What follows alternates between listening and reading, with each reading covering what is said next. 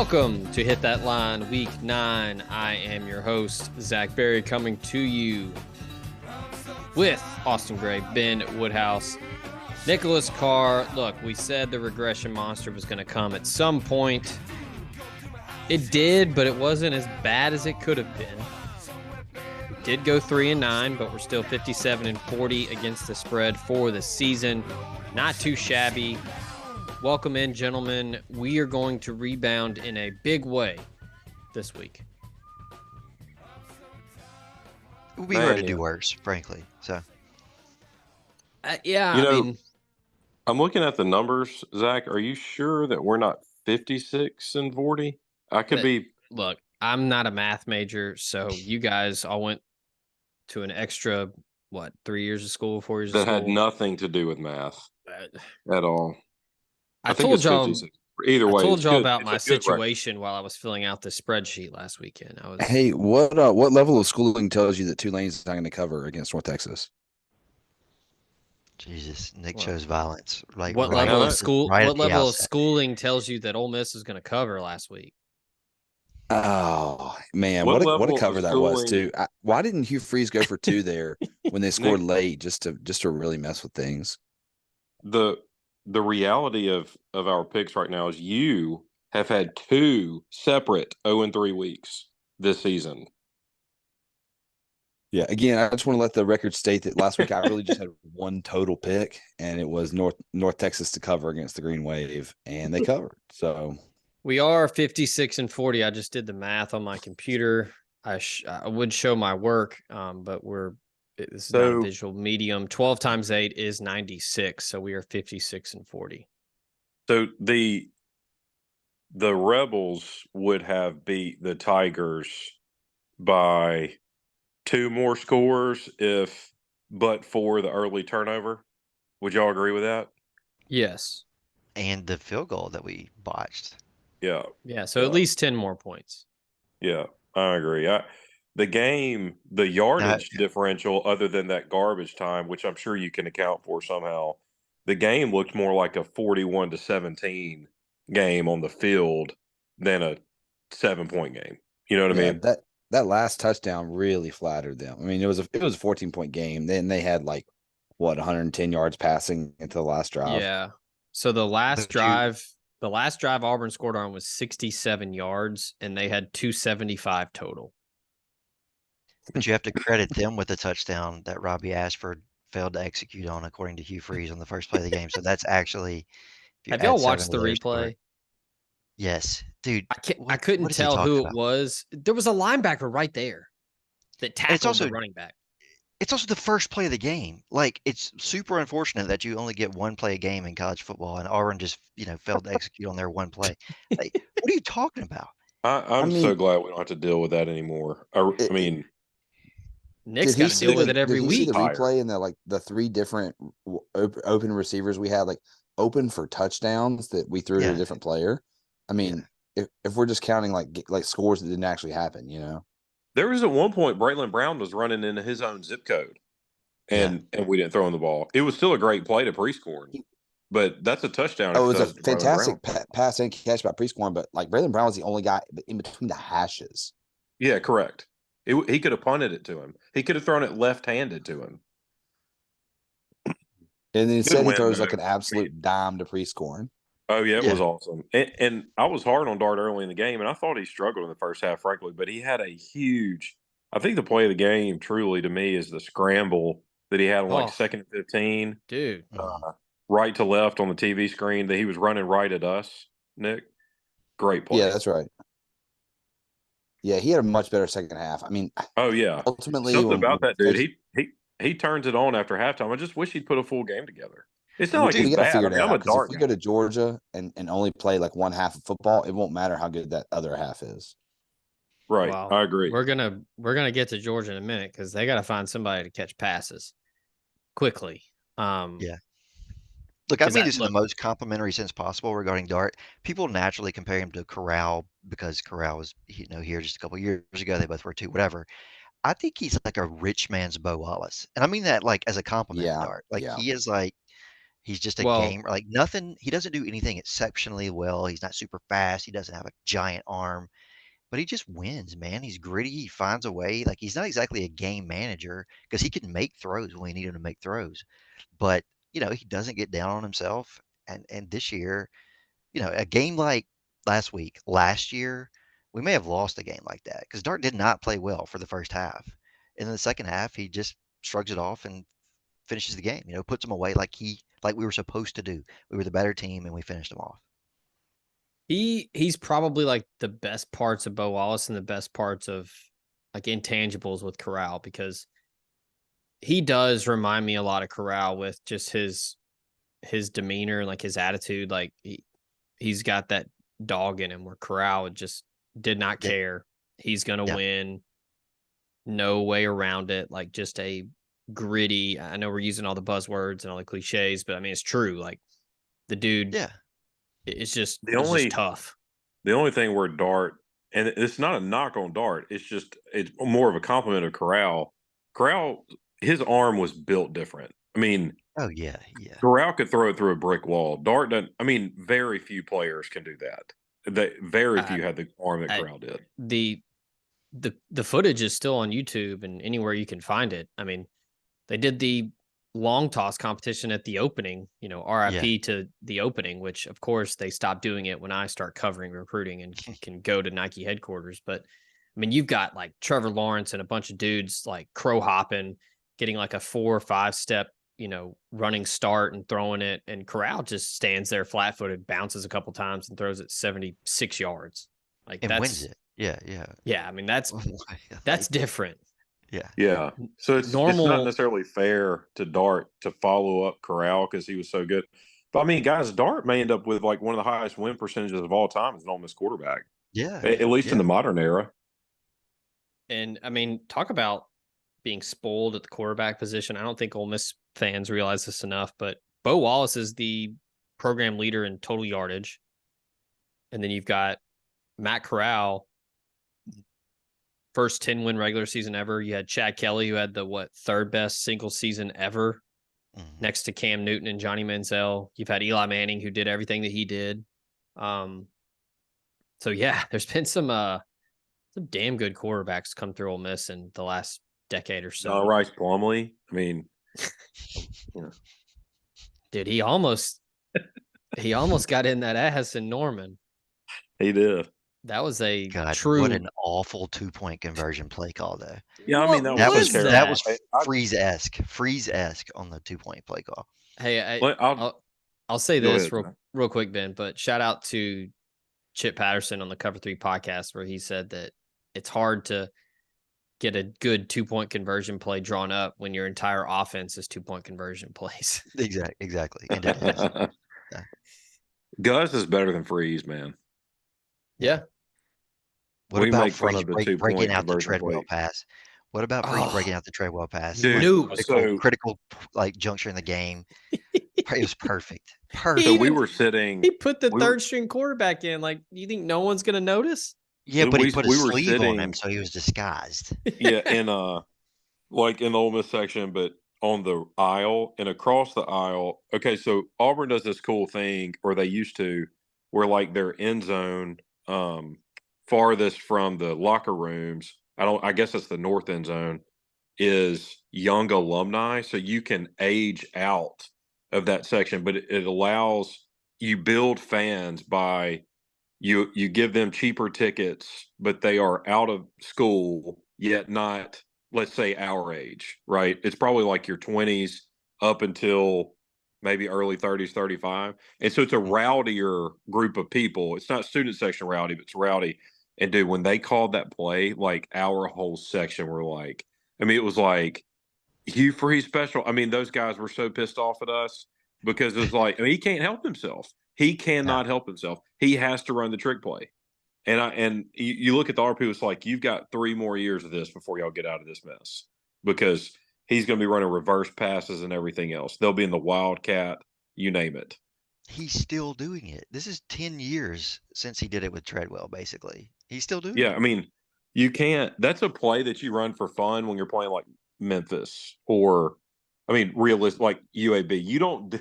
you're at home against Ole Miss. That's getting blown up. Like you can't do that. And, that's so dumb. I mean, and what's funny is that's the same stuff he would do with us, like against Alabama. Yeah, and yeah.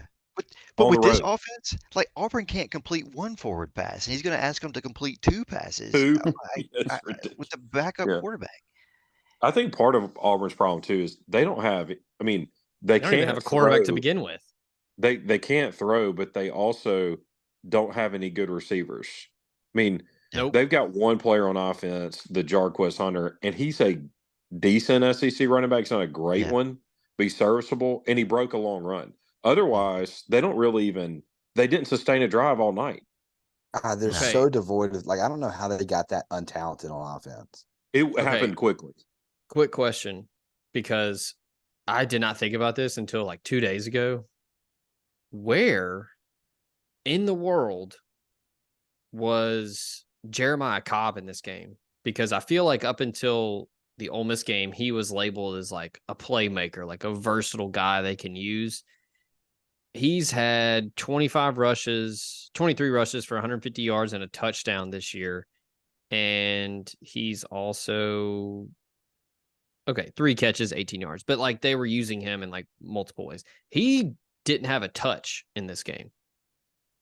Yeah. So I mean, just he was in on the first play because I think he was the guy in motion. But I mean, credit to Is Pete that Golding. The player that Freeze thought would have scored? The guy in motion? So he had one imaginary touchdown, and then after that, he didn't do anything else. Yeah. So he had a pretty good game. Yeah. He was a non-factor. I've talked about it on 2 shows this week. I mean, just hats off, round of applause, standing ovation for Pete Golding and that defensive staff. I mean, they are playing as good as anybody right now in the SEC. I know Auburn's bad, but when you want to be an upper echelon SEC team, you got to beat bad teams the way you're supposed to beat them. Score may not be an indicator, but looking at the numbers, I mean, the defense right now is just playing as good as it can. At this point, they're 5th in the country in sacks, 9th in tackles for loss. They are getting every single thing out of every transfer. Suntarine Perkins is playing great. The linebackers are getting better. They're getting more pressure. I saw a stat earlier this evening that Dejon Anthony is tops in the country in incompletions. It was forced incompletions by safeties. I think he has 7 on the season. I mean, that's a guy that's first year in the system. They've got him up to speed, and he's playing great. So, a lot of focus goes on the offense with Dart and Judkins and the receivers and everything, but the defense has been awesome for the past 4 weeks. So, with that, let's get into this week's game. I mean, if there's a better letdown look ahead sandwich spot around the country, I'd like to know, because you just come off an emotional road win, first time in 71 years to beat a team back to back.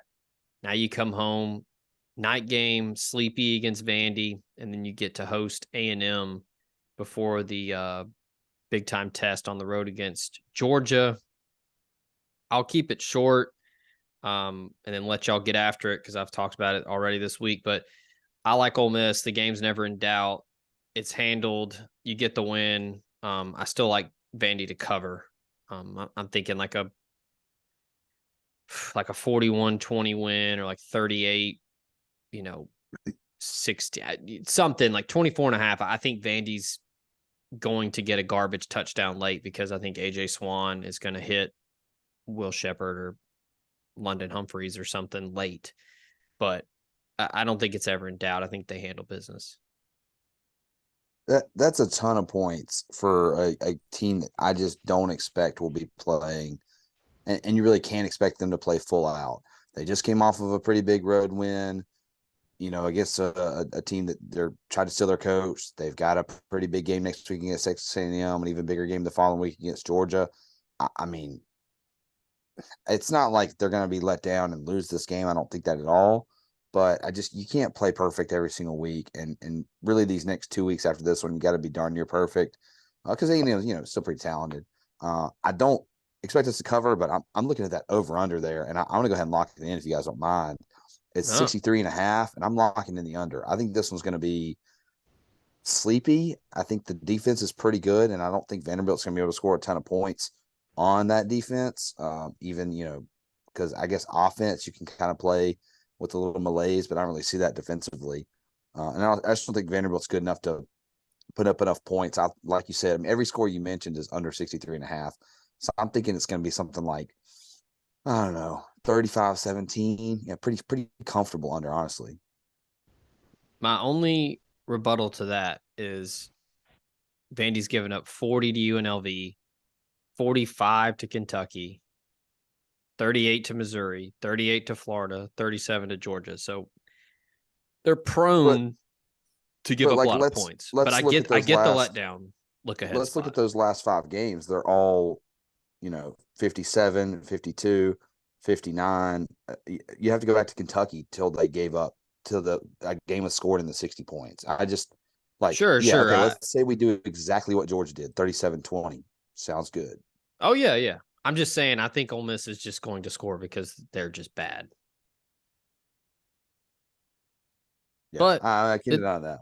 Letdown look ahead. It could be sleepy. I mean, if Ole Miss is winning 31-10, no one cares. 0 people. No, we're getting out of there. Line here, 24.5, 23.5. Yeah, let me 24.5. Let me pull up. I think Vegas that's really sharp. To make sure. Let me hit refresh. Excuse me. Let me. Vanderbilt was leading last year at halftime, and Ole Miss still won by 24. Uh-huh. And that was a worse Ole Miss team than this one. And that was the Jonathan Mingo NFL draft highlight reel game. It was. I think this line's really sharp. I'm gonna stay away from it, but I lean Ole Miss to cover simply because the soup of the day is everybody saying that, and this isn't to poke fun at you guys because it's literally across the board. Well, it'll be sleepy and it's a look ahead spot, and they came off a big win. Exactly everything that y'all just said, but I don't really care about any of that. I think I'm not surprised at all if it's 38-13 and Ole Miss is covered. So, or 48-21 and Ole Miss is covered. So, I have no analysis. I know nothing about Vanderbilt other than AJ Swan's a nice player. That's pretty much it. And they have a receiver that's had really good year. I can't think of his name, but we got one of their guys has got Shepard's the NFL guy, and then they got a true freshman, London Humphreys. Yeah, Will Shepard. He's already got 8 touchdowns on the year and almost 600 yards. So anyway, I'll go with Ole Miss cover to be contrarian, but I do think the line is sharp. I think I'm with Zach and Nick here. I think Vandy covers just because this spot is so bad for us. I can't imagine that we're very motivated here. And Kiffin sort of suggested exactly that in his press conference this week. Last year in a similar spot, we sort of accidentally covered with Matt Jones sneaking in late for the back door. The year before, in a very similar spot to this week, we did not cover. I think that number was like 27. It was up there, 24, 27, something. Vandy was sandwiched between A&M and State, if y'all recall. We were going for our 10-win season. We win 31-17. I think it plays out very similar to that game. I just think you're going to get a pretty uninterested Ole Miss football team for most of the game. Not that will matter significantly because I think we're just that much better than Vanderbilt. But I do think Vandy can be a little feisty here. Against their last 4 SEC opponents, they've put up 20, 14, 21, 28. So let's say they're anywhere from 17 to 21. I don't know that Lane's going to be motivated to get us into the 40s. So, 38-17, 38-21, that feels right.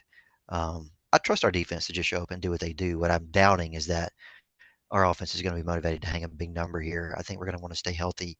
And we all know that, Kiffin has the A&M game circled every year. So I don't I think it's a little sleepy. I do, and I know Ben. I get it, man. It's cliche, and you hear it a lot week to week, but I don't think you can sustain the level of motivation and energy that we had going into Auburn, and that we will no doubt have against A&M. I don't think you can just reproduce that week after week after week.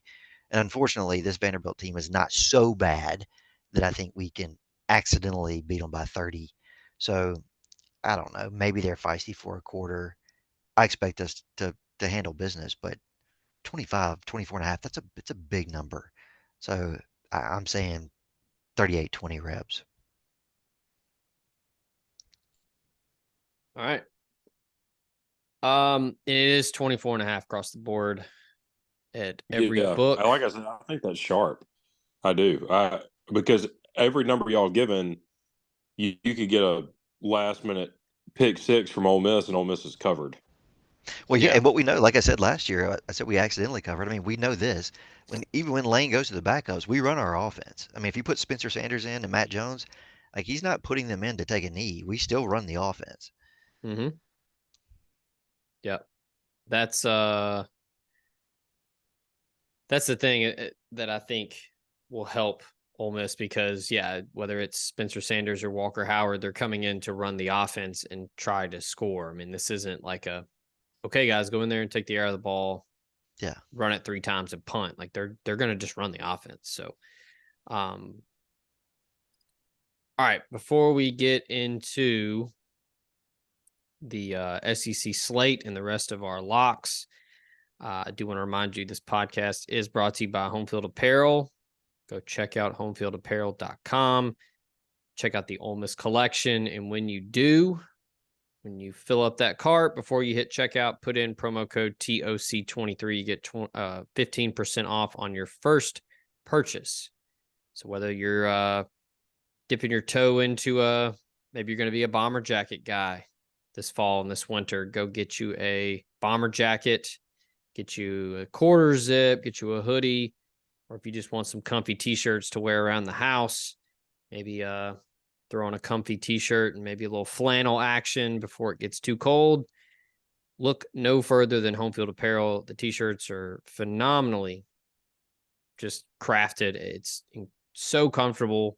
I wear them just about every single day. No more comfort colors, no more heavy, boxy, thick t-shirts. This stuff is breathable, feels good, looks good. Check them out, homefieldapparel.com. And when you do, don't forget promo code TOC23. Okay. Let's get into it. We got not a huge SEC on SEC slate this week, but some intriguing games nonetheless. Kicking things off at 11 a.m. We mentioned the look ahead to the Aggies next week. They will have back-to-back 11 a.m. kicks this week and next week in Oxford. They will host South Carolina at Kyle Field on ESPN. Oh boy, this is not quite the game that it might have looked like on the schedule before the season get kicked off, because South Carolina is not very good. They kind of refuse to let Spencer Rattler do his thing. He's their best player. He's the literally only reason they have 2 wins. And Dow Loggins just refuses to have any sort of creativity, and they are bad. If they can't throw to Xavier Legette, it's just a complete meltdown offensively.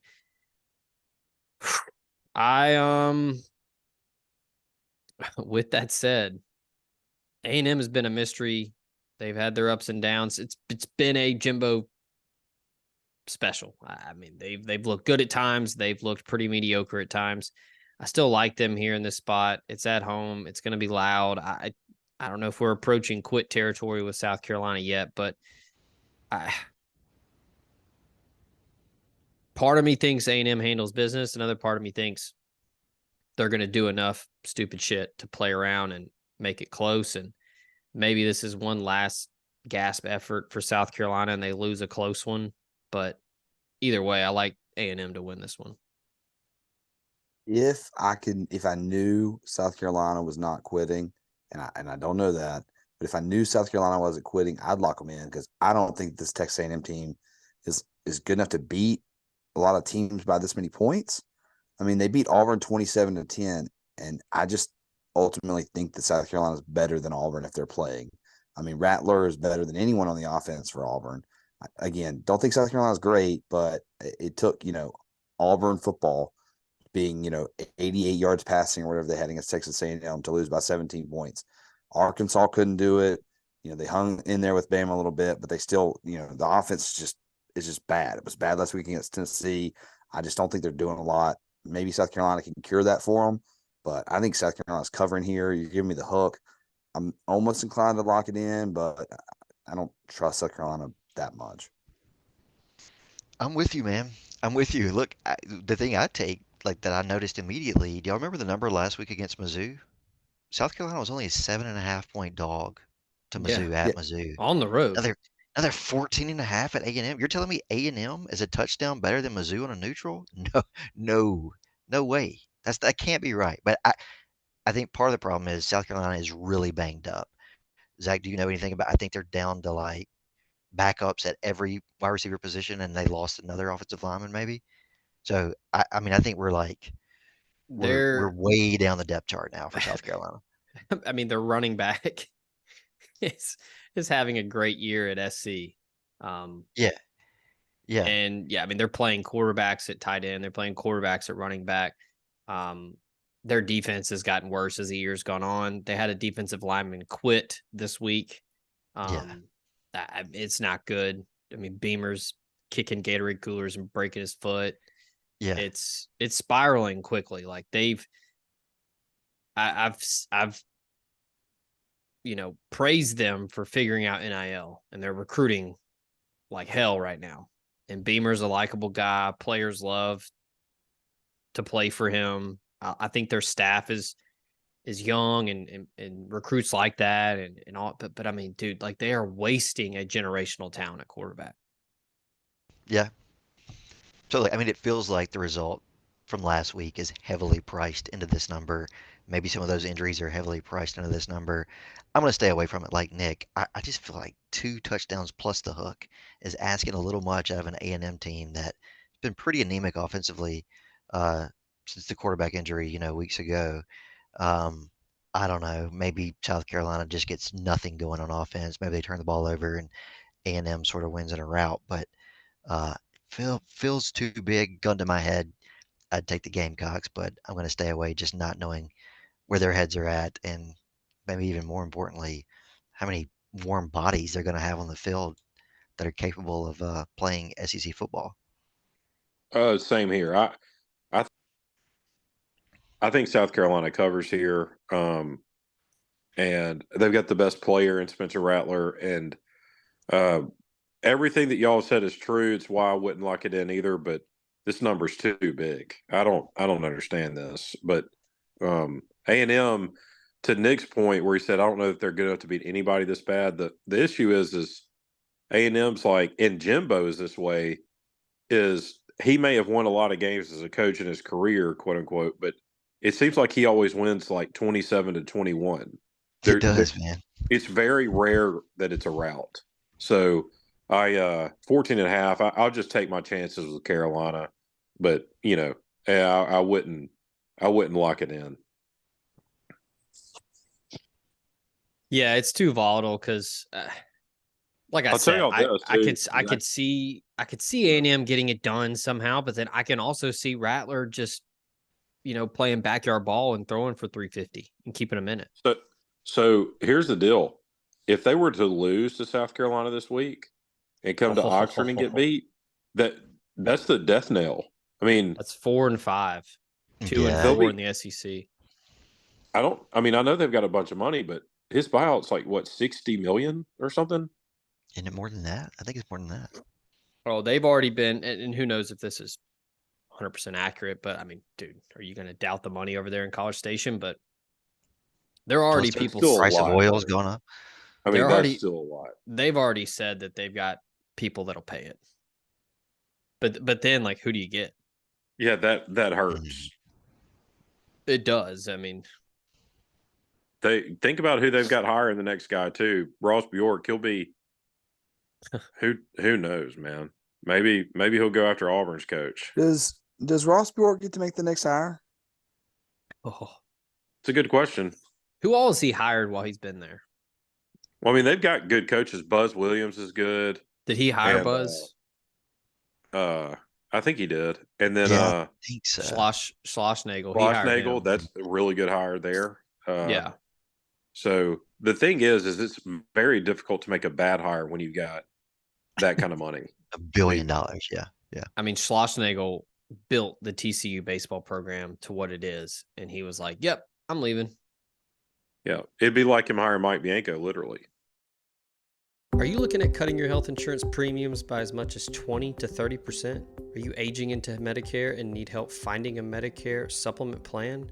Call Drew Moak of USA Benefits Group at 601-953-8449. Drew is an Ole Miss grad located in Mississippi and licensed in 7 states. He works with the nation's second largest health insurance brokerage with access to 35 different carriers, and he can help you with any of your health insurance needs. From regular health plans to life insurance to dental and vision and even Medicare, he has it all covered. Now more than ever, it is critical to have a health insurance agent who is local and accessible. So call Drew Moak at 601-953-8449 and get your free quote today. Cooler temperatures are right around the corner, and as I like to say, it's the perfect time to play a round of golf. And if you're looking for a premier golf course in Northwest Mississippi or the Memphis, Tennessee area, go to Cherokee Valley Golf Club in Olive Branch, 15 minutes from the Memphis International Airport. With those cooler temps, you might want to stay warm and comfortable on the course this fall. Go in the clubhouse and check out their new selection of outerwear from Travis Matthew and FootJoy, including FootJoy's new lightweight hoodie. This 18-hole par 72 course includes 4 sets of tees to accommodate all players and has 11 lakes, 52 bunkers, and the wide Zoysia fairways and extra-large Champion Bermuda greens and clean roughs make for an excellent opportunity every single time to post a number. If you need a premier golf experience in the Mid-South, go to Cherokee Valley Golf Club. Call them at 662-893-4444 or check them out, olivebranchgolf.com.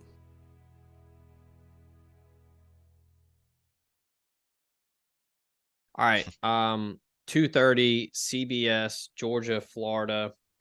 Right now, I'm seeing as little as 3.5. I'm seeing 4. I'm seeing 4.5. Nope. Stand by. That was FAU. Yeah, I think it's 14 My and a half. bad. 14.5. I'm seeing 14. Hey, you guys let me drive this thing. I don't know why y'all do it. Bet whatever it is, the Bet Rivers has it at 14. You probably want the hook here. I was kind of talking myself into like, well, this is the circle the wagons game for Georgia's offense. But as we were saying earlier, like who is Jesus Christ, can't even think of the ugliest dude on the planet. Can't even think of his name. Carson Beck. Carson Beck. Jesus. Who's he throwing to? I mean, is Ladd McConkey healthy? Like, is Ra Thomas going to have a career day? There's no Brock Bowers. I just this is a game where I think Georgia just kind of throws the helmet on the field and wins. But I think Florida covers. I'm not going to lock it up or anything, but I do feel comfortable in saying that on this podcast because I think their front seven's pretty good. You know, this is Napier's Super Bowl. He's going to go all out for this one. And this game tends to be weird. I mean, this was a weird one last year for like 2.5, 3 quarters, and then Georgia poured it on. We were actually watching this one at a bar in College Station before walking to the stadium, where half the bar was kind of waiting to walk to the stadium because we were like, oh, like, is Georgia going to lose? But yeah, I think Florida can cover that, especially at 14.5. I agree. Same reasons as South Carolina before. I just cannot trust Georgia to beat them by more than 2 scores. And not only that, especially Florida's playing a little bit better. It may be a little bit of fool's gold because of who they played. I mean, really their good win is at home against Tennessee, but that's a weird game. You know what's interesting to me here is the total opened at 58.5. It's been hammered all the way down to 47.5. That's a huge, huge move, and maybe one that I need to like come back to and take the over because it's moved 11 points. But nevertheless, I agree with you, Zach. I think Florida covers. Is that right on the total? It opened at that high? 58? 58.5. It also opened at Georgia minus 20.5, and it's down to 14.5. I wonder if those were like look ahead. Maybe That's that was gotta like, be that's a crazy swing. I Yeah. Yeah, know. it said Yeah, that could be preseason, but this is 47, Vegas Insider Yeah. right here. 47 and a half, 48. Yeah, that's low. Yeah, it is. I'm really tempted to go over here and lock in the over. I just every week I think, is this the week that Georgia's defense shows up and becomes the Georgia that we've grown accustomed to? And every week, they sort of suffocated Kentucky, but Kentucky's been anemic all year on offense. Um, you know, Auburn put up 20 against Georgia. Vandy put up 20 against Georgia. They're not. They're good. They're really good, but they're not dominant like they have been in years past. Mm-hmm. I I think Florida could get into the 20s here, especially off of a bye week. I mean, Napier is going to throw everything he's got at Georgia.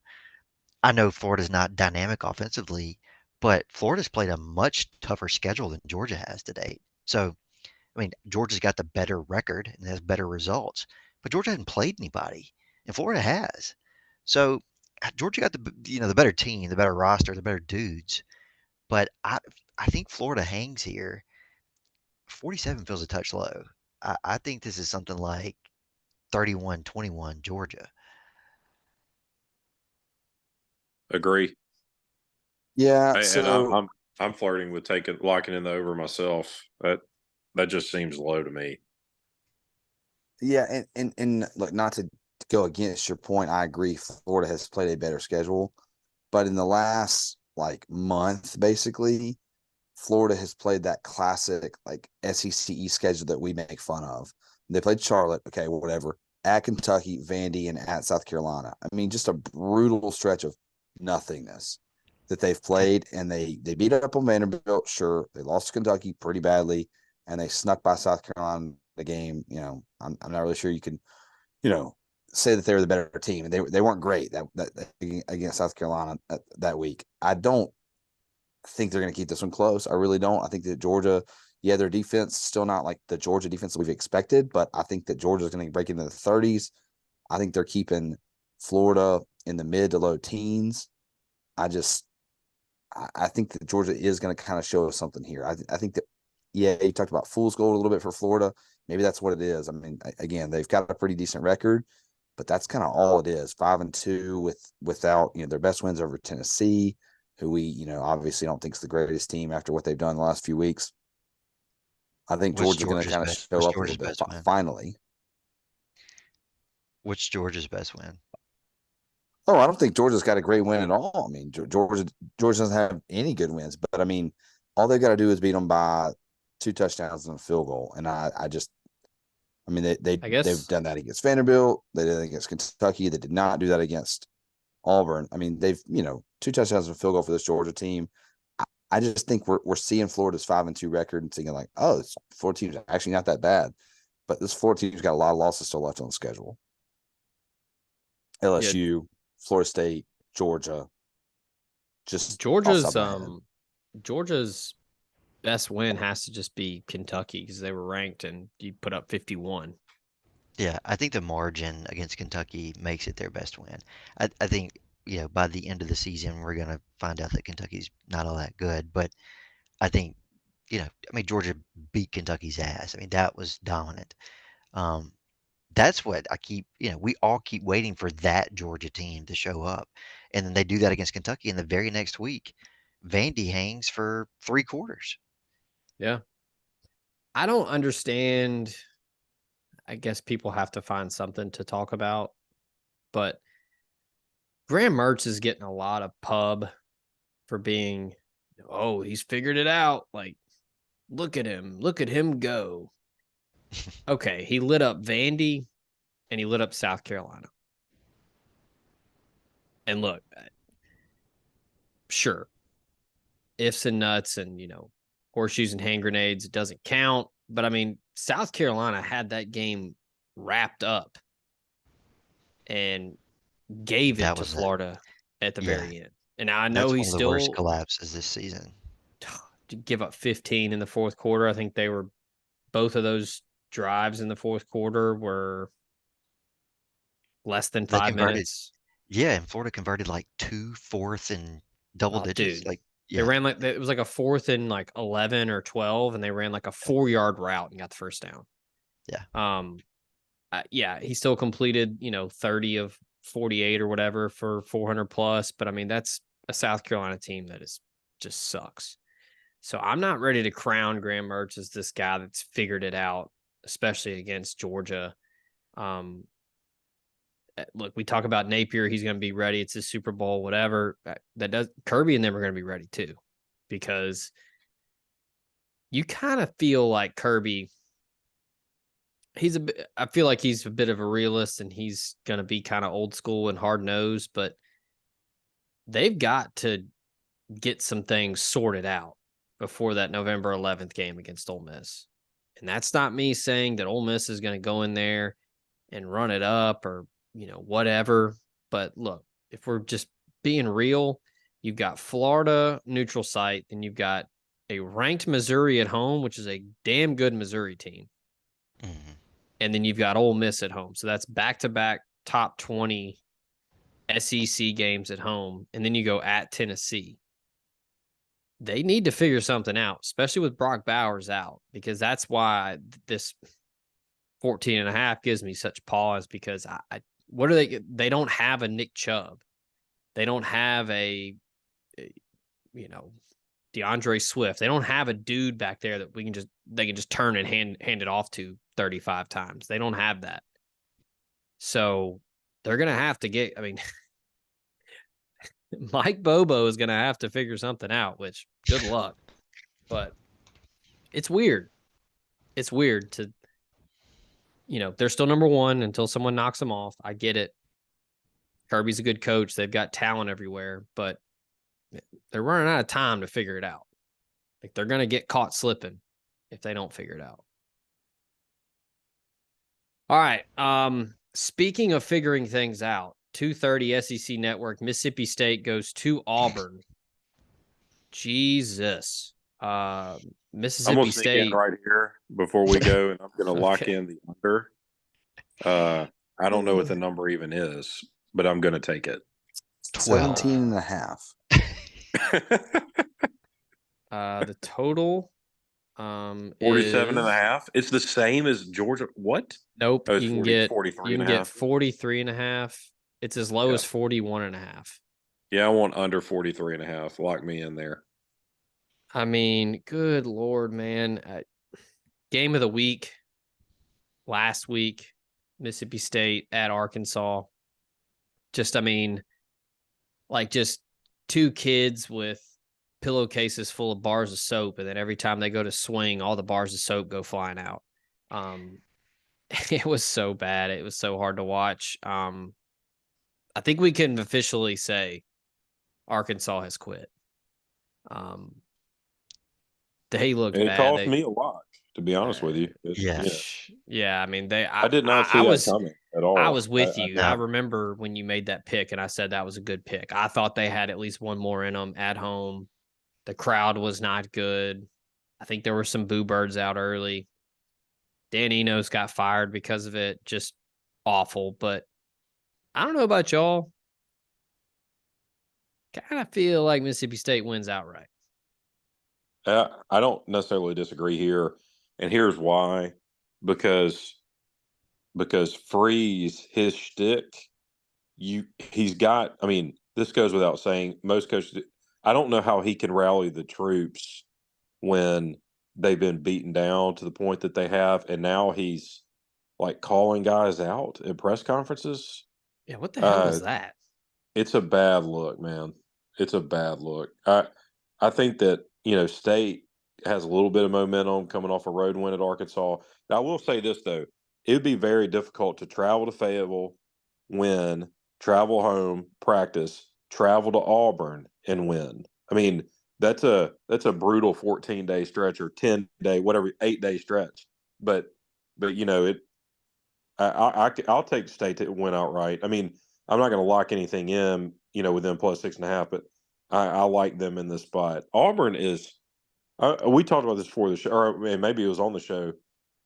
Auburn is bad. Like Ole Miss had no business being a one. It wasn't. It was really a 2-score game, but it really felt like more of a 3 or 4-score game with the difference in yardage and success rate on plays. I mean, Auburn was the benefactor of a bad Jackson Dart throw, and then a muffed field goal, and then it was like everything that could go, a 11-yard punt. Everything that could go wrong went wrong for penalties. Penalties. I mean, Yeah. On one drive early on, almost ended up scoring a touchdown, but The first drive. on one drive, Junkins ran for 25 yards on first down, came back for holding, then ran for 21 yards and almost got the first down. Yeah. And so, in back-to-back plays. So, a lot of penalties and Ole Miss still. So, I mean, and frankly, Auburn started, I don't know if it was very obvious on TV, and Nick may or may not have noticed this. The Boo Birds are coming out for them already. Hey, there were a couple of play calls that Freeze made because he's so limited in what he could do on offense. They ran it up the gut down 2 scores, and their fans started booing. Now they also started hitting the exits down 2 scores because they know 2 scores is like 6 scores for them. So this is going to be a close game. Daytime game favors the away team to me. Like I said, State having a little momentum. I mean, it's anybody's game, and both teams aren't very good right now. So, but I'll take the Bulldogs. Yeah, I think you've got to take State plus the points here. I mean, I'm not going to lock it in, but can Auburn beat anybody by 7 at this point? I don't. No, look, State was inept on offense last week too. I don't. Let's not get it twisted. 205 total yards for State, 1 for 10 on third down. They had 10 first downs in the game. I mean, it was bad. They threw for 85 yards against Arkansas and somehow won the game. I don't think they can do that again and cover. They're going to have to do something offensively. I don't think Auburn's going to get into the 30s or anything against them, but Auburn can get like 24, 27 against this State secondary. So I think State's going to have to figure something out on offense, but these are 2 really, really bad football teams, and 7 just feels like a ton of points and what I consider to be a coin toss. It's like an eye. You're absolutely right. But I mean, Ben said this earlier. I'm not sure if he said it on the podcast or said it to me, but I mean, MSU going and winning 2, road games in a row like that it's kind of uncharacteristic of MSU. I mean, how often have they won at teams like Arkansas and at teams like Auburn, especially, in the same season, but much less in consecutive weeks. At the same time, you don't need them to win for them to cover. This Auburn team, I don't know if they've given up or are they 0-5 in the SEC? 0-4 in the SEC. 0 and something, 4 or 5. Yeah. So I mean, at this point, a bowl is out of the question because they've still got some losses left on the schedule for Auburn. I don't know what they're playing for. Last week I don't know if they're playing for the love of the guy next to him or what last week, but it didn't help much. So Arkansas is 0 for 5. No, Auburn, excuse me. Oh, Auburn is 0 and 4. Yeah, 0 and 4. Here's the funny thing about that, though, Nick. Here's the funny thing about it. I'm not saying it's going to happen. There is a path to bowl eligibility for Auburn. Oh yeah, 100%. 7 wins. Yeah, they've got State, Vandy, and Arkansas and New Mexico State on the schedule. So, they may still be playing. They win all those games. I don't know. They're 7 and 5. Yeah. Here's another thing that's kind of wild. Our buddy Stephen Hartzell from College Sports Now was saying before the season that he thinks Vandy wins more games than Auburn this year. Yeah. He's not far off right now. Auburn's 3 and 4, Vandy's 2 and 6. And look, there is a path for Auburn to win, 3 or 4 games, but there's also a path for them to lose a bunch too. I mean, if you told me they lost to Mississippi State lost to Arkansas somehow and they got drilled by Bama. I mean, that's totally feasible. And look, freeze jokes aside, and there are plenty, this is a coaching mismatch here. Arnett was kind of in a similar weight class last week against Dan Enos and Sam Pittman, but Arnett against Freeze and Ron Roberts, that's Ron Roberts. That's a like Freeze and that staff at home against this Mississippi State staff. That's kind of a mismatch. Yeah, and I don't think that MSU is going to come out. Or let me rephrase. I don't think that Auburn is great, really defensively, but at the same time, I don't see where MSU's scoring. My question, and I'd love to sit down with someone in Las Vegas. And again, I know that this is not like their job to actually explain how points are going to happen. And I'd love to say, tell me how these teams get to 43 points this week, because I'm thinking it's like a 14-10 game. I just think it's going to be ugly. And they're counting on some defensive scores, or maybe the offense is so bad that there's some short fields, which is possible. I could see, a shanked punt. We saw that last week, or just like good punt return and multiple drives start inside the 40. But short of that, I don't see it at all getting close to the 40s. Let's hope for a 3-2, another 3-2. Yeah, I mean they're the original 3-2, so that'd be awesome. That's what I'm saying. Like that, this is perfect. It's setting up perfectly for 3-2. Was this the 15-year anniversary? Is it? That was 08. 15. It was 2008, I believe. Some quick math. Jesus. Yeah, I was there. I was there in the end zone before it got bowled in. Ooh. So have y'all seen the points for and points against in conference play among the teams? State has been outscored by 53 points in SEC play. Auburn has been outscored by 61 points in SEC play. 61. That's almost as bad as Vandy's 75. But Ole Miss, 3-1 in the conference, has outscored its opponents by 6 points. Contrast that with LSU, that's outscored its opponents by 64. Jeez. Now, Ole Miss has not had the benefit of playing Vanderbilt yet, or some other programs, but that tells you how narrow the margin is for us. Yeah, that's pretty sobering.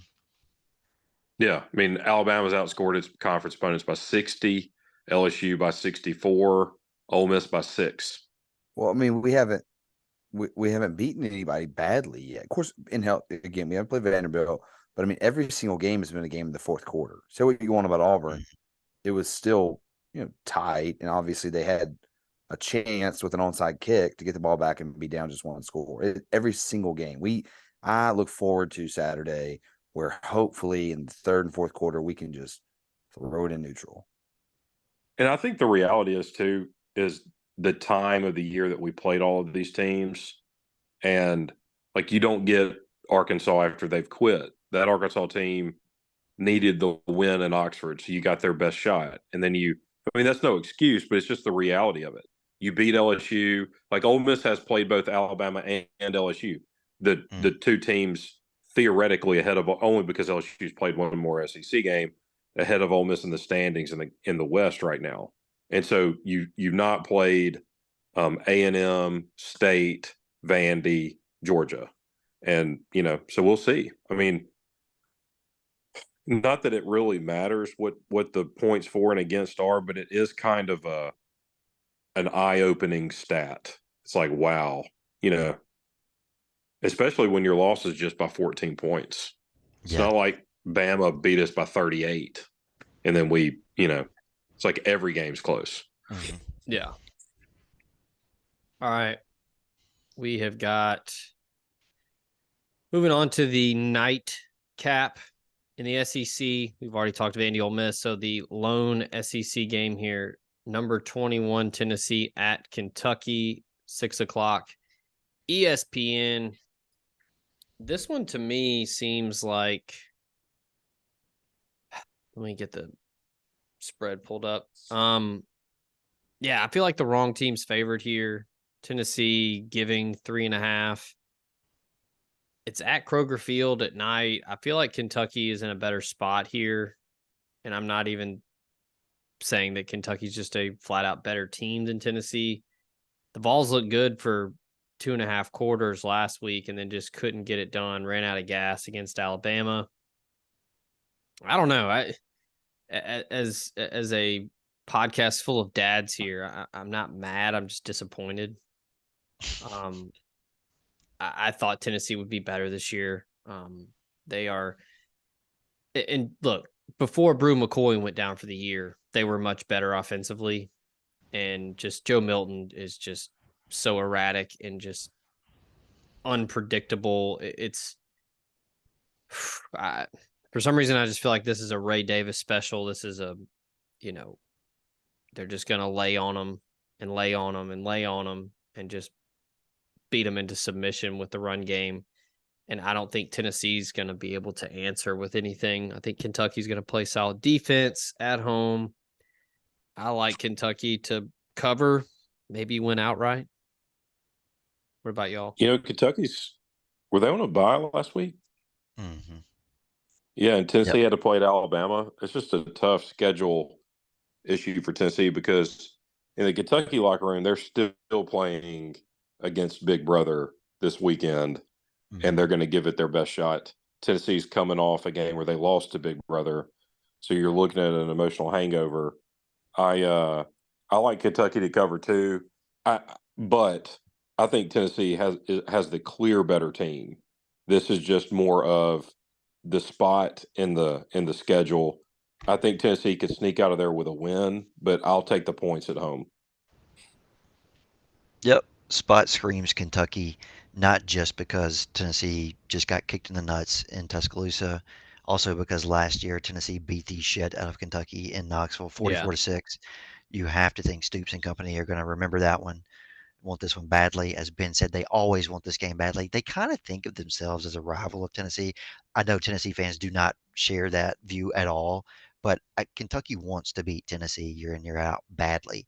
So, in Lexington, I think it's going to be a tough venue, and you're asking a lot of Tennessee to get off the mat after a loss like that last weekend. Plus, Milton is just not Hooker. He's just not. Their offense is not dynamic. They cannot go downfield like they could last year, and their run game has been pretty good, but they really stalled last week against, maybe the best front seven in the SEC. Kentucky's front seven is not as good as Bama's, not even close. But I think Stoops can draw some stuff up to slow down Tennessee's rush game. If you make Milton win the game, I don't know that he can do it. So I think it's a tight game either way. 3 feels super sharp. Somebody coin toss. I don't know, 27-24, somebody. All right. I just think the line here is too little. I think that Tennessee is not great. We saw what they did last week after getting up against early on Alabama. Absolutely nothing. But, and again, you can't take out the game. If you could, we'd take out the Alabama game off our schedule. But if you could take out the Florida game off of Kentucky's schedule, our last 4 weeks are win over 17 against Vanderbilt, or last 3 weeks. A loss by 38 at Georgia, and they were up 14-0, I believe, at home against Missouri, and then lost 38-21. So that would be like a 38-7 run by Missouri, who's good. But again, at home in Lexington, they outscored 38-7 in that game. I do not think Kentucky is very good at all. I saw them last year in Oxford. They were ranked 7th. Ole Miss came out, didn't really play. It's like the greatest game ever and won. And I think the shine wore off Kentucky a little bit for me with that game. I've just not been in love with them at all. I think Mark Stoops is, I don't want to say extremely overrated, because what he's done at Kentucky is still impressive because it's Kentucky, but he has no shine for me at all. I just am not in love with Kentucky. They get all this love because it's like a tough job, and he's done a pretty good job up there. I think he's done a good job, but not nearly as good of a job as his people that praise him have talked about. I don't think Kentucky's very good. I think I'm almost inclined to lock Tennessee up here, not based on Tennessee, more based on Kentucky just being flat out average this year. I'm not going to lock him up. Nick I may opened circle back his around mouth, every time he opened his mouth about Kentucky just then, it just got more progressively Yeah, I think Kentucky's dog shit. Yeah, like I've we're got eventually nothing going to be for I've like got Mark nothing for Stoops. Stoops. He Yeah. gets Yeah. I don't He's know like, why he gets like ultimately every single team in the SEC bar Vanderbilt doesn't suck anymore. Like if you go look at Bill C's SP Plus rankings, every team in the SEC is in the top 50. The days of like bad SEC Kentucky teams being like 2-10, 0-8 every year, that's over with. Vanderbilt's the only team like that anymore. So I think Kentucky, like, yeah, Stoops has done a good job, but also think he just happens to be the coach of the Kentucky team that has a shit ton more money than everyone else does now. Like they're and like furthermore, Adolph Rupp was mid. I mean, if y'all have ever been to Rupp Arena, not actually that nice. Large arena, not that nice. My goodness. I'll circle back on this. I'm just saying, I think he just happens to be, at a very rich place. Decent coach. After all that slander, and you're still not going to lock up the Vols? I gotta see what else is out there. There may be a North Texas against Tulane game out there that I gotta pick. I'd love to see what else is out there. Tulane's laying 10.5 at Rice, by the way. Like, if you there's want going to be a mid-show revelation of games that Nick didn't know were. Yeah, no, I wouldn't touch a Rice game.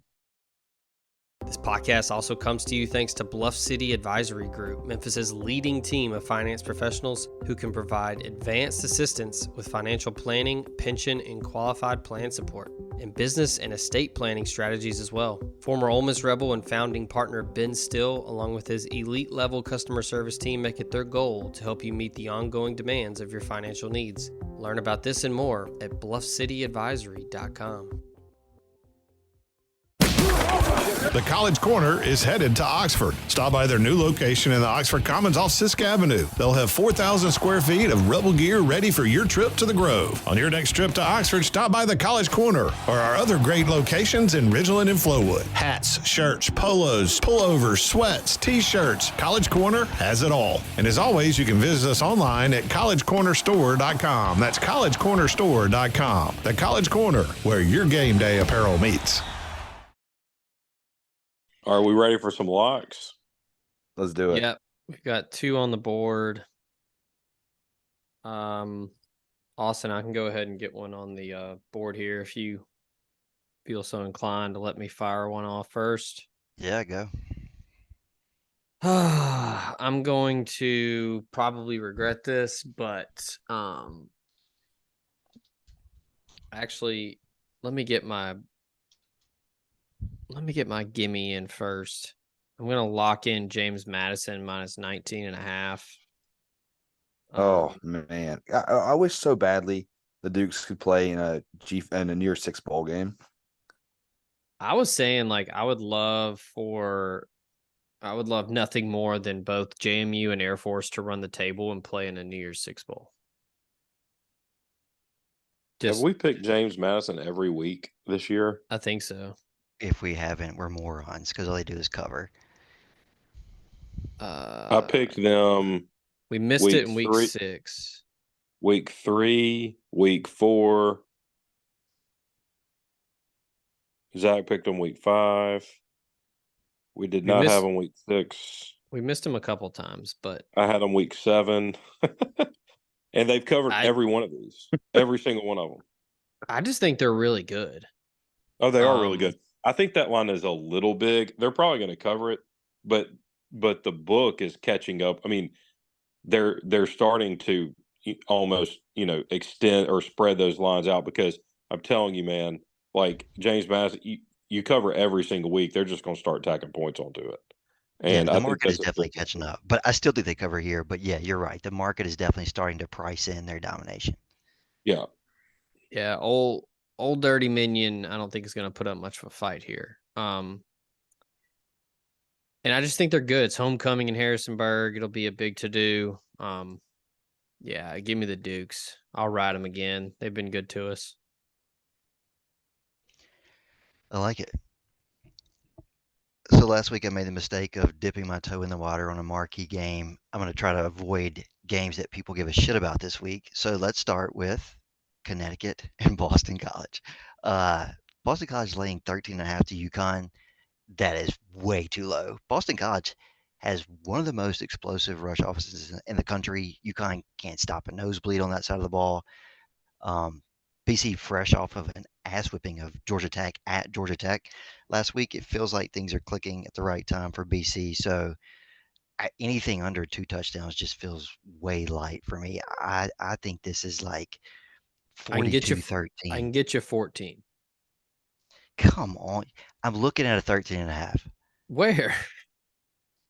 Like where you can actually fire on a number to bet it.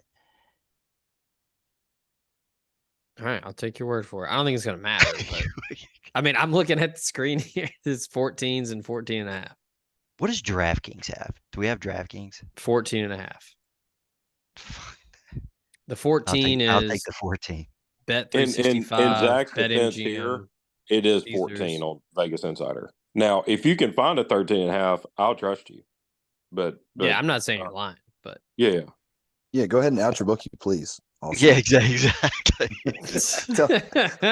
you guys know how this works. You guys know how this works, right? Like, yeah. No, give me the 14. I don't think you're gonna.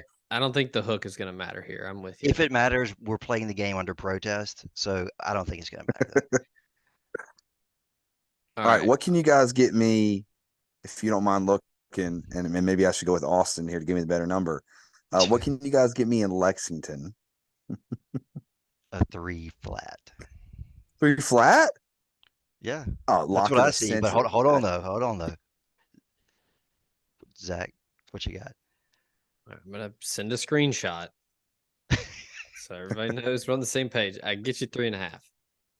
Oh, it's a really large hook. See 3. I don't see 3 either. We're paying a half-point premium on this book that Zach. Yeah, sheesh. I will say this: it may not matter in Austin's. It might matter in mine, but for the fact that there's a Stoops on the sideline, so I don't think it's going to matter. Give me the Vols. Am I wrong in saying that Tennessee could still, they could still win the SEC East, right? They could, yes. Yeah, I think so. They're playing for their SEC East lives, if you will, this week against Kentucky. They've got it all to play for still, so they can get that rematch against Alabama, and their offense. Wait, no, they can't. Silent. They can't. Well, they need some help. We'd have to beat Georgia. Yeah, okay, exactly. Like I said, they're playing for their lives because that's happening. So give me the Vols minus 3.5. I hate that I have to give the hook there. Whatever, minus 3.5, Tennessee. Okay. I mean, we've picked crazier games, if we're being honest. All right. So who's next? Ben. Okay. This is a stupid pick, but I'm gonna do it anyway. It's the bottom of the Sun Belt, and I'm going to take Appalachian State to cover against Southern Miss 16.5. Man, I thought I wanted that. Yeah, I'm gonna lay 16.5 with Appalachian State against USM. Appalachian State's not any good either. I mean, they're in fact very bad. I think they're DFL in the Sun Belt East, whereas Southern Miss. But the problem is Southern Miss is extraordinarily bad, and so and they've quit. I don't know how Will Hall gets them back, frankly. But I'm going to lay those. Done. Yeah, I think Nick's right. I think he's going to be somebody's offensive coordinator or something. Yeah. So you're laying 16.5? Yep, 16.5. Okay. Good pick. App State at home in Boone. They need a win, man. App State needs a win after last week. Yeah. And Southern, what they have like 18 yards of offense last week or something? Oh my God, they were awful. Yeah, fade the mustard buzzards every week. Okay. Does Southern have to play JMU? Because James Madison would beat Southern Miss 70 points. I don't know. Southern does play State, so that'll be. They would not beat Southern as bad as JMU would. No. They have a better chance of beating State than they do JMU. They do not play JMU, but they do play. Southern's Troy only win is a 26-point win against Alcorn State. We can continue. Sorry, they're FCS and I mean, like 5. Oof. That's brutal. Good God. FCS in 6. All right. I'm going to Really swacking 6. Yeah, This exactly. I'm going to no fuck.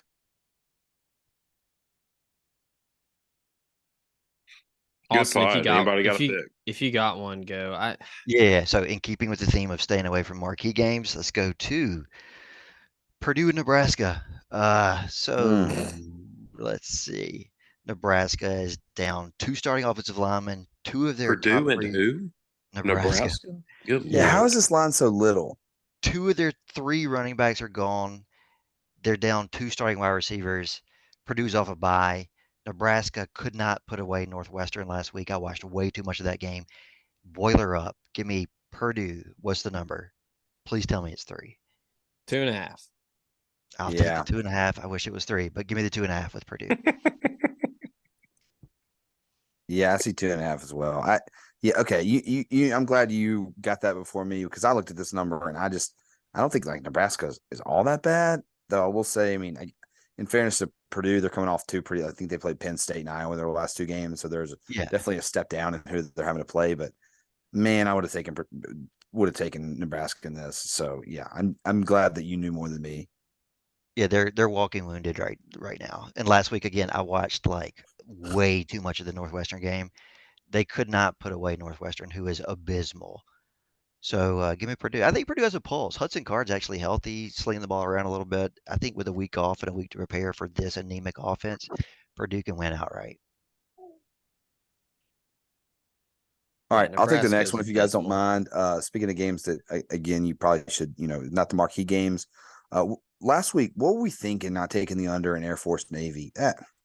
That was on us. Again, we had a tough week last week. That's on us.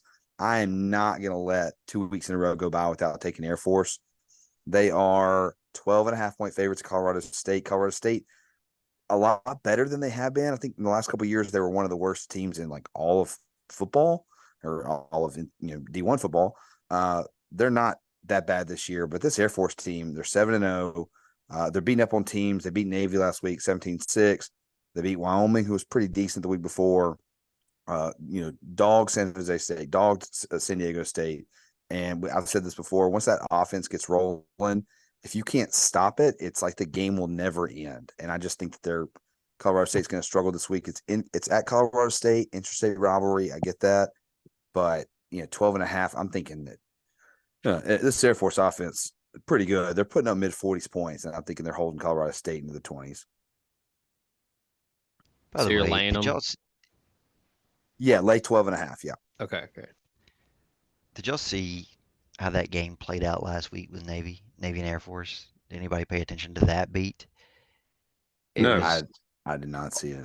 It was awful. Navy is basically covering the entire game. Air Force throws like a 90-yard touchdown pass. Air Force throws a 90-yard touchdown pass. Okay, Navy still has a shot to cover. They drive down the field with like under a minute left. They score and go for 2, a meaningless 2-point conversion. They don't get the 2 and don't get the cover. Wait, the 2-point conversion would have made it a 9-point game? Yes, there was no reason to go for 2. None. There's literally no reason to go for 2 other than, oh my gosh. Yeah, go for 2 and end up blowing the cover. The number was 10.5. They lose 17-6. Unbelievable. Brutal beat.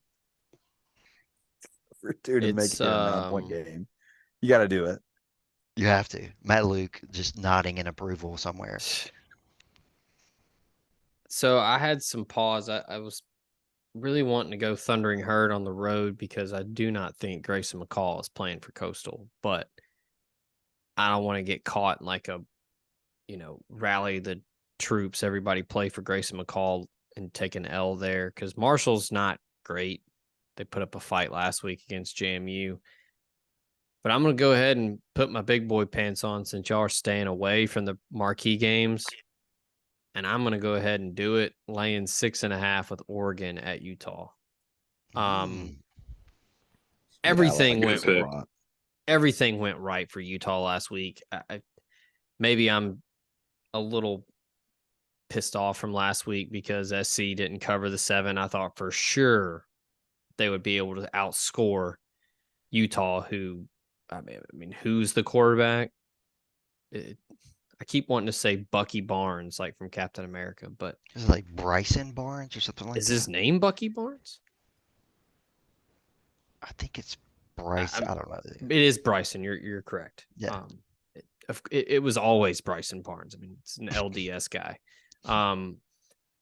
He had the game of his life. Caleb Williams. I mean, I think SC is about to go on a skid because they're getting into the meat of that Pac-12 schedule, and they just cannot stop anyone. And when Utah is running up, what did they score? 40 something? I mean, they annihilated 34, SC. yeah. Yeah. With a safety playing running back. Yeah. Oregon's damn good. I don't think we're talking about that enough. I know they, played with their food a little last week. They didn't cover for me, but I feel like they're going to go into Rice Eccles and get it done. I think that Utah's probably going to be dealing with a little bit of a hangover from the SC game and how well they played. And I think Oregon actually has a defense, and Dan Lanning's going to be ready because they need to run the table and get to that Pac-12 title game to stay in the college football playoff conversation. Bo Nix, I don't know if you guys saw this. He is now the most experienced quarterback ever in the history of college football. I think he started like his 56th game, 57th game or something last week. So most starts all time. I just think they're good. Bucky Irving's a great running back. The James kid that backs him up is good. They've got good wide receiver play. Their offensive line is phenomenal. I know Utah is captain put the paws on you, but I like Oregon to win. It's only give me a touchdown and you get it done. So I like the Ducks in this spot. I don't think Utah can score here. We said the same last week, but USC's defense and Oregon's defense are two different animals. So Rice Eccles scares me, a little bit. Maybe the biggest home field advantage in football, but Oregon is just better at the most important position on the field, like significantly better with Bo Nix. Mm-hmm. All right, so I'm either going to lay 10 with Oklahoma at home against Kansas, or I'm going to lay 20.5 or 20 on the road with Florida State at Wake. And I can't decide. I was close. Which one I like. That was one I was also looking at earlier with FSU because Wake is bad. But yeah, I'm just going to do that. Let's do Florida State. Who's Florida State got next week? Do I? They just played a big game last week against Duke. Don't they have Clemson coming up soon? No, they've already played Clemson, right? They've already played Clemson. Don't they? Well, yeah. Then I go with Miami. I don't actually hate Kansas. I consider that as one of my locks. So I would tell you to go with Florida State. Yeah, Florida State plays at Pitt next week after the Wake game. They and then they host UNA in week 11 or 12 before the Florida game. UNA went from being Delta State's rival to playing in Tallahassee in the span of about 5 years. Cleveland and Florida State Cleveland and Tallahassee got a lot more in common than you realize. Look, I don't have a lot here. Wake Forest is not very good. I mean, they got beat pretty bad by like Georgia Tech. They got beat. The only thing that gives me pause with the Wake is they got hammered by Virginia Tech, who is terrible. The only thing that gives me pause, they played Clemson really close, but Florida State is on a one-way, track to the playoff. I don't see them taking any weeks off. I'm not concerned with look-ahead spots with them, so I'll lay them. They've been pretty damn good this year, finishing people off late too. Oh yeah, and I can get 20, so I want 20. You got that? Yep. And they also have Keon Coleman. who would look Oh, that's great right. Forgot about with that Ole guy. Miss Rebels. There's our Keon Coleman spot for the week. Cross it off the bingo card. All right. This is a fun week. I am going to go full sicko mode here. Now I'm gonna go to the MAC. I feel like I pick a lot of favorites every week. I need to spice it up and get somebody to win outright or, cover a small number, make it easy on myself. I am going to go to Ypsilanti, Michigan. And I'm going to take Eastern Michigan to fly high. The Eagles, closer and closer to the sun, but they're going to get it done against the Western Michigan Broncos, +3. At Good home, Lord. Western Michigan is really bad. They are 2-6 on the year. So give me the Eagles +3 to get it done. Is this a rivalry, or like how does Central Michigan play in the who hates who more? Yeah, I was gonna say this has got to be like a directional Michigan rivalry. I think Central and Western is the biggest of the rivalries. This is Okay. So they play for the Michigan MAC trophy. So Those Central, 3 schools? yeah, Central Michigan, Okay. Eastern Michigan, Western Michigan. Gotcha. So that is an actual trophy they play for. It looks like the Broncos. So this is from WMUBroncos.com. Broncos begin quest for Michigan MAC trophy on Saturday at Eastern Michigan. Yeah, Western's 1-4 in the MAC. Eastern's 2-2. It's also the last weekend they'll play on Saturday, I believe. I think they all have most of the MAC schools have next week off, and then they start with the MACtion. I think that's right. Yeah. Just when it gets like 40 degrees outside and rainy and windy, that's when they start going to midweek games. Yeah, like if you actually think about it, like a very, very interesting choice. Hey, let's wait until November, and then we'll play every single game at 7:30 p.m. Yeah. Why is this game? Hold on. Let me double check this. This game. Okay. Is there a weird. colder place to play college football than Mount Pleasant, Michigan? Can't be. There was a typo on Western's website. I mean, it said that Mount Pleasant. Oh man, that's so far north, and it's in between 2 Great Lakes. I bet it is freezing there. Yeah, their Western's tripping. Their website said this game was in Athens, Ohio. Somebody hit copy and paste on the wrong thing. It is in Rodnierson Stadium. Which if you need to remember, that's on the gray turf up there, baby. Yeah, that's a tough watch, man. Tough watch. Yeah. And they got a track around that bitch too. The upper deck on one side has like an eagle's face into the seats. Like if you got a drone shot, it's pretty cool. I'll send it to you guys. Don't worry. All right. So that's my 3. Austin, you got one more? Yeah. I'm considering nobody locked in Florida and Georgia over, did they? Nope. Because I'm considering circling back to that. I'm either going to do that, or I'm really going to go dumpster diving here and take New Mexico against Nevada. Who the hell is Nevada to be laying points to anybody? I don't understand that at all. But are they 2 and 5? They're laying. They're laying 1. Yeah, but I know it's just 1. But how can they be favored against anybody? Yeah, I agree. Death taxes and Austin hating Nevada. That's just cheeky. They're cheeky 1-6. By Vegas. New Mexico is 3-4. Nevada's home field advantage. There's no such thing as a home field advantage in Nevada. Like that's a stupid number. But let me go with over in Florida, Georgia, over 47. I just think both teams Golly, I like comfortably that get Nevada in the 20s. Yeah, All like right, go ahead. last week, y'all let me step over Arizona State. Let me step over Arizona State to take Army against LSU, and look at what happened. So this week, I'm stepping over New Mexico in favor of Florida, Georgia over 47. So hopefully we'll get a I can get better you result this 42. time.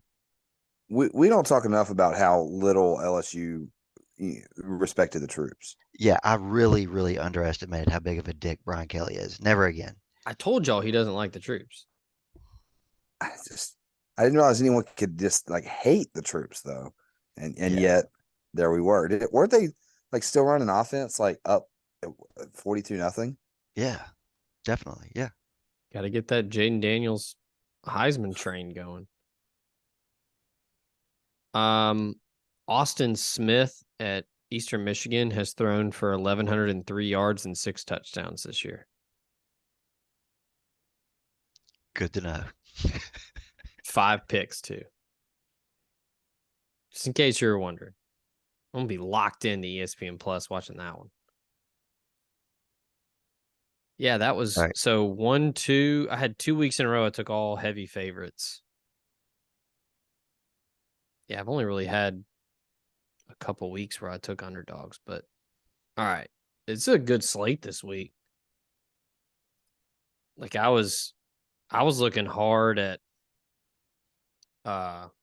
Ben, you kind of shit on Virginia Tech earlier. I think they figured something out with Kyron Drones at quarterback.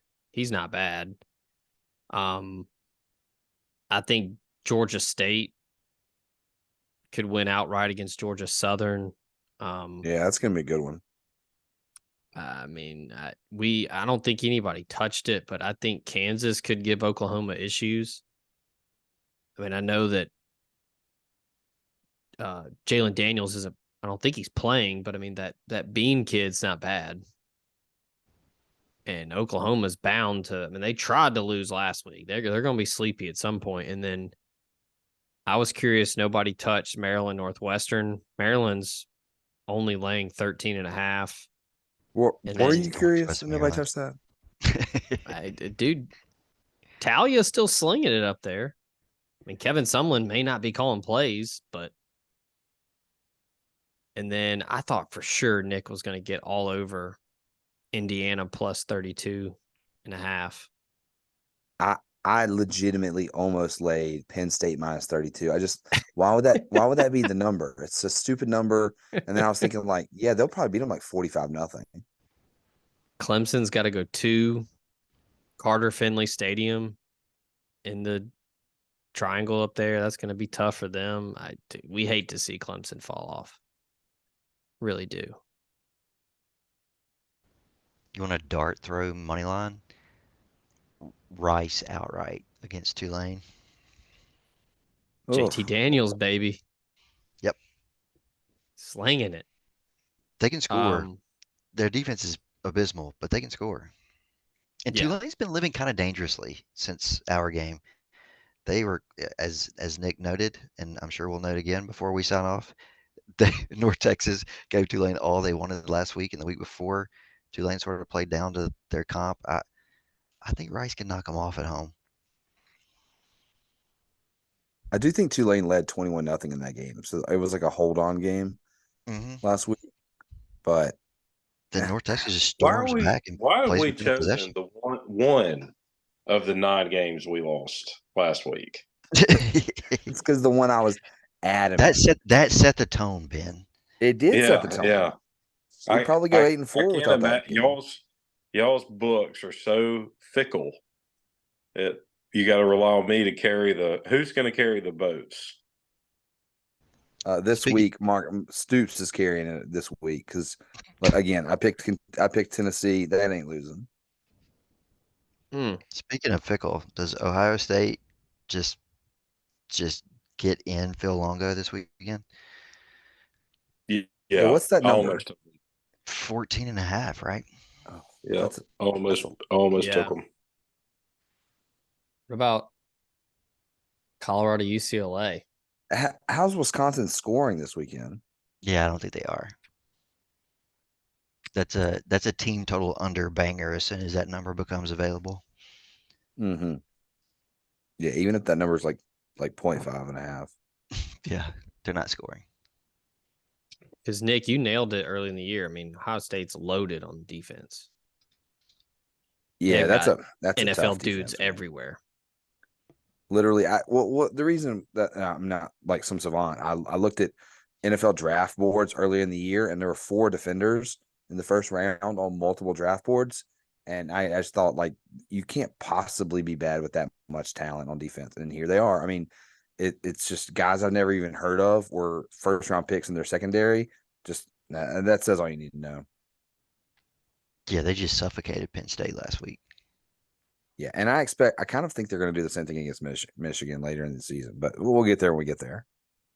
Yeah. One last freebie for folks. I kind of like Louisville this weekend against Duke. Riley Leonard's not 100%. I love me some Mike Elko, and I think they're fun as hell this year, but Louisville's not bad. And if you just buy too, right? Yeah, yes, that's correct. I think also, that game's also for that division too. Like, I think the winner stands a very good shot of playing in the ACC title game. Louisville's still in it. And if you just need a fun, non-marquee game to watch this week, Troy, Texas State. Fired up. That's an interesting number. Yeah. 5.5. You got John Summerall going up against our boy Gary Joe. And Texas State's been living dangerously too. I mean, they let Louisiana Monroe hang around, 2 weeks ago? So I don't know if they're dealing with some injuries or just they threw to the same guy over and over on that last drive. Yeah. All right. I think Troy has the personnel to make life difficult on that offense. Yeah, they'll get after TJ Finley. Summerall's familiar with him. Yep. All right, we'll get out of here. Appreciate everybody tuning in. It was fun. We got some winners. We're getting back onto the horse this week, and we'll get you some more winners as we are now 56-40 against the spread. Pretty damn good. Everybody's Austin's 14-10. Ben and I are 15-9. Nick is 12-12. Somebody's probably off there. I got to redo the math because I'm an idiot. But needless to say, we're still clicking on all cylinders as a legal gambling counsel here. Appreciate everybody tuning in. Appreciate Home Field Apparel making this show possible. And hey, we'll be back next week, week 10. Good Lord, the season has flown by. But we appreciate everybody. We appreciate Home Field. And until next week, we out of here.